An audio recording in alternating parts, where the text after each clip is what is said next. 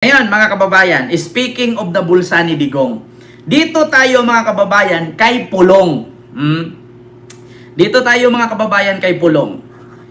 Mga kababayan, nakaraan lang, binalita na ibinalik ni Henry Alcantara ang 110 million mula sa kanyang nanakaw sa flood control. Ito po mga kababayan. Panoorin nyo ha. Ito ang post ng News 5. Dito nakalagay. May padrino, may protektor, may financier, sabi ni Pulong. Ito ang pahayag ni Davao City 1st District Paulo Pulong Duterte kasunod sa pagsauli ni dating Department of Public Works and Highway, Bulacan District Engineer Henry Alcantara ng 110 million. Ito ang sabi, mga kababayan, kung totoong seryoso sila sa anti-corruption si Saldico, Martin Romualdez, Sandro, BBM at buong barkada ng mga budget manipulators, baka naman gustong magbalik ng kanilang part sa kaban ng bayan, sabi ni Pulong. Sabi ni PBBM, mga kababayan, eto, si Henry Alcantara ay nagbalik ng 110 million sa gobyerno at sa loob ng 2 linggo ay nagbalik pa ng 200 million. Nag-react si Pulong. Anong sabi ni Pulong? Magnanakaw ng bilyones tapos ibabalik milyones pag nahuli pero huwag sabihin magkano talaga at sino ang boss mo. Ayan ang sabi ni Pulong. Ngayon mga kababayan, balik tayo sa Parmali. Buti nga si Henry Alcantara nagbalik ng milyon at wala pang presidente sa kasaysayan ng Pilipinas na nakabisto na magnanakaw na nakapagpabalik ng milyon-milyon. Si Marcos lang. Ngayon Pulong, sa reaksyon ni Pulong, reaksyon na natin. Buti nga si PBBM, buti nga si Henry Alcantara nagbalik ng 310 milyon. Yung sa Parmali, binalik ba ng tatay mo? Yung ninakaw ni Michael Yang, yung ninakaw ng assistant ni Michael Yang sa pamamagitan ng pirma ng tatay mo na presidente noon, binalik ba? Hindi Binalik ba? Diba? Nagre-react si Pulong. Pag nahuli daw, nagnakaw ng bilyon tapos ibabalik milyon. Buti nga may binalik pa Yung tatay mo sa Parmali, may binalik? Tanong ko lang. Yun bang panahon ng tatay mo, may nahuli ba siyang kurakot? May nahuli ba siyang magnanakaw sa kaban ng bayan na naibalik? Di ba yung tatay mo naging presidente?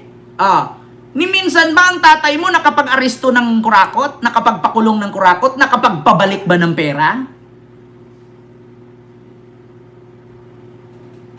Diba? Ito pa mga kababayan, noong COVID, sa Parmali. Kapag sipon-sipon ka lang, sasabihin may COVID ka. Bakit? Kasi pala mga kababayan, ganito yon. Kapag sabihin mo, magpa-check up ka, bakit wala akong panglasa? Paano hindi ka magkaroon ng walang panglasa? Nagpa-inject ka. Doon na gumalaw, kasi lahat tayong Pilipino, di ba, ay yun, compulsory mo yun na magpa-inject ka. So lahat tayo, minsan pag sinipon tayo, wala tayong pang-amoy panglasa dahil yun sa gamot na in-inject. Umifect sa ating katawan. So ngayon, ikaw, trinangkaso ka. Kasi gamot yun Di ba? Debunk, maraming salamat po sa super sticker. So ngayon, magpa-check up ka sa hospital. Ang sasabihin ng hospital, COVID. So nagpa-admit ka ngayon. Ang hospital kasi at that time mga kababayan, kapag merong pasyente sila, binibilang yan. Ilang pasyente mo na may COVID? 1, 2, 3, 4, 5. 1 million per patient.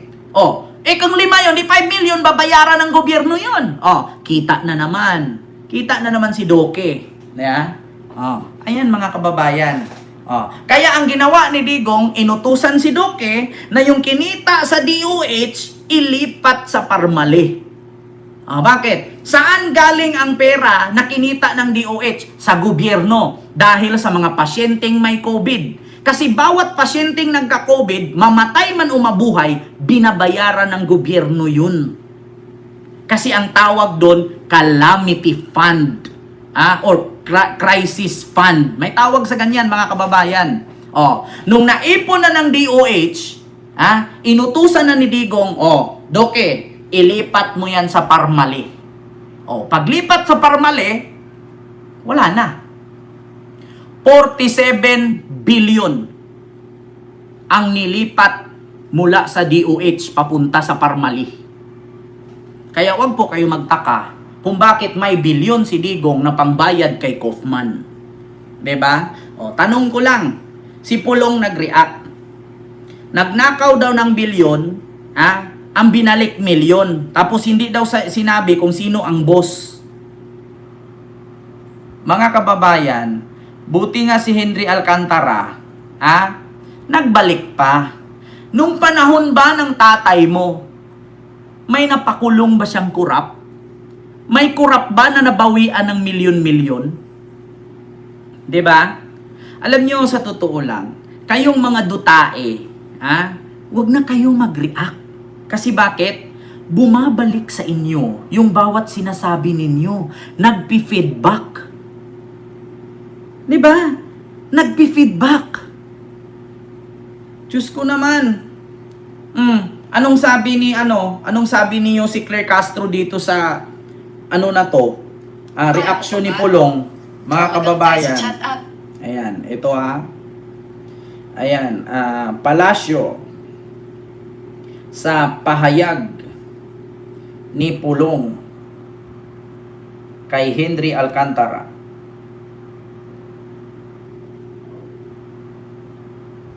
Ito, mga kababayan, pakinggan natin. Isa pang development po, ngayong araw din kinonfirma ng DOJ na si Henry Alcantara ay nagbalik na ng 110 million sa gobyerno at sa loob ng 2 linggo ay magbabalik pa ng 200 milyon. This government intends to bring back every peso, every asset, every person responsible and return it to the Filipino people. Maraming salamat po. Magandang araw po sa inyo lahat. Isa pang development po, ngayong araw din kinonfirma ng DOJ na si Henry Alcantara ay nagbalik na ng 110 million sa gobyerno at sa loob ng 2 linggo ay magbabalik pa ng 200 milyon. This government intends to bring back every peso, every asset, every person responsible and return it to the Filipino people. Yun ang sabi ni PBBM. Pero nag-react nga si Pulong. Nagnakaw ka ng bilyon, tapos ibabalik mo milyon lang. Tapos, hindi mo sasabihin kung sino ang nasa likod mo. Ang tanong ngayon, Pulong, ang tatay mo naging presidente din noon. Tanong lang po ng taong bayan. Yung tatay mo ba, may naaresto bang kurap? May naipakulong bang kurap? Binalik ba ang mga kinurap? Meron bang record na may binalik galing sa kurap?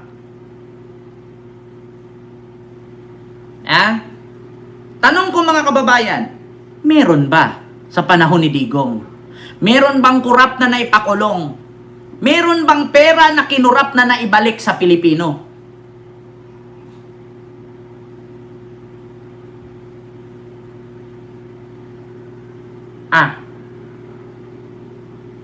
Nga. 'Di ba? Wala. Alam niyo, sa totoo lang, sa mga Duterte, wag na po kayong mag-react. Kasi bumabalik sa inyo eh. Alam niyo si Claire, natatawa na lang minsan pag nag-react eh. Bakit? Kasi nasusupalpal sila. Si Sara, ang sabi, patuloy nating tuligsain ang mga matataas na posisyon sa gobyerno ng mga ganid, mga greedy. Sabi naman niyo si Claire Castro, bakit hindi natin unahin sa OBP? Bakit hindi natin unahin sa Office of the Vice President? Tapos si Pulong, kung ako sa'yo, doon ka na lang sa rekto, magnotaryo. Sabi niya kay si Claire Castro. Sabi naman ni Yusek, bakit? Nung panahon ba ng tatay mo, di ba inamin niya na kurap siya? Nung panahon ba ng tatay mo, di ba inamin siya na pumatay siya? Di ba? Nung panahon ba ng tatay mo, di ba? Lahat sa totoo lang, mga kababayan, bumabalik sa kanila yung bawat piyok nila. Mga kababayan. Kaya nga sa totoo lang, wag na kasi sana kayo magsalita. Mga Duterte, manahimik na lang sana kayo. Alam nyo, sa totoo lang, kung nananahimik kayo, much better pa siguro ang mga tao sasabihin, Wow, tahimik lang ang mga Duterte. Ha? So, wala sana kayong issue. Ang problema, maingay kayo eh, kaya bumabalik sa inyo. Oh, katulad niyan, pinupuna ni Pulong si PBBM. Wala rin nangyari. 'Di ba? Bumabalik lang din sa kanya yung puna. Kasi pupunain mo na nakapagpabalik ng 110 million, another 200 million. Magre-react ka. Yung panahon nga ng tatay mo ng presidente, ni piso walang naibalik. Wala ding napakulong na kurap. Oh. 'Di ba? So yun lang, mga kababayan.